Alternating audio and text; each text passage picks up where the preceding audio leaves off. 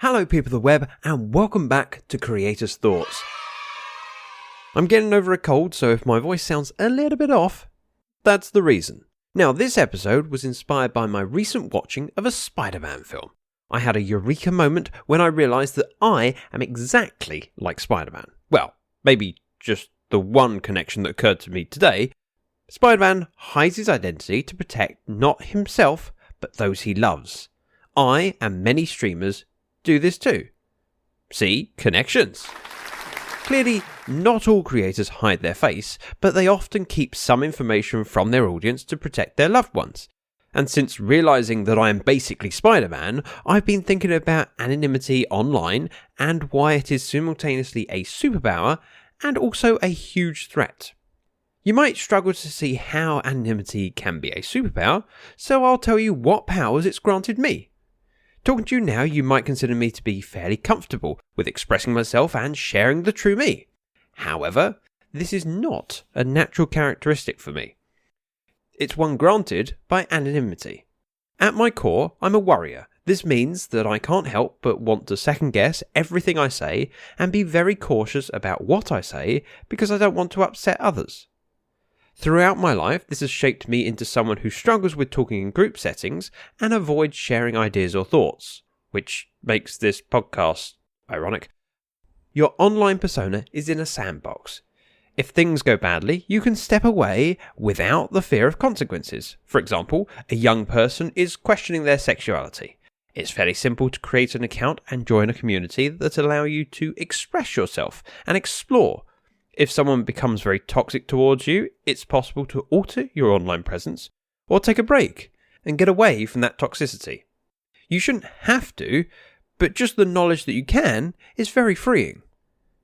My fears were down to being afraid of being mocked or embarrassed because either I or the things I do are not good enough.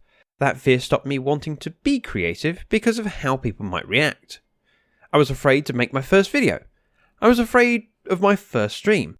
I was afraid of creating my first podcast. But what helped me do it anyway was knowing that if I make a video and no one watches, no one will know. If I go live and no one joins, no one will know. And that helped me get on and just do it. Another example of why anonymity is a superpower for creators is that it allows your persona to be stripped down to just what enhances the content. Let's use an example again. Dr. Disrespect has a persona of being a loud, talented, and eccentric streamer. This is the content. And if you saw him without his legendary moustache, crazy hair, headphones, red plate carrier, or sunglasses, and discovered he drives a Prius, it would alter how you receive the content. So that's a good few minutes about the good. Let's move on to something negative for balance. Anonymity means that people can say things with little fear of consequences. This is how we end up with hateful messages in a chat room. They get reported and banned. Then go and create another account and have fun ruining another person's day. Making your personal details public would prevent a lot of the trolls, and those that persist would receive consequences. Maybe being deplatformed, maybe impacting their employment options. Justified consequences. However, I don't think we can trust the public to keep consequences at a fair level.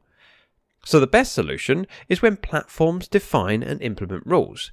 Users choose to be on a platform based on how they police content and protect users. It's not an easy thing to do though, and takes time. Twitch has been going through a lot of changes to reduce trolls, but have also been wary of creating hurdles that prevent users joining. For example, requiring accounts to have a verified phone number attached to their account. This makes it harder for ban evasion, but every extra step for onboarding risks that potential user and customer deciding not to bother.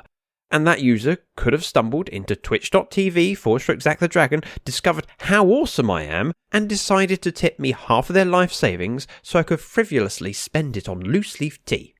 Yeah, that's right, I stream on Twitch, and you should definitely check in.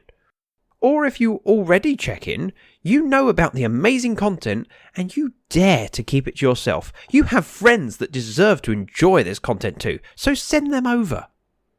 That's the topic this week. I'd love to hear your thoughts or stories. Thank you for listening.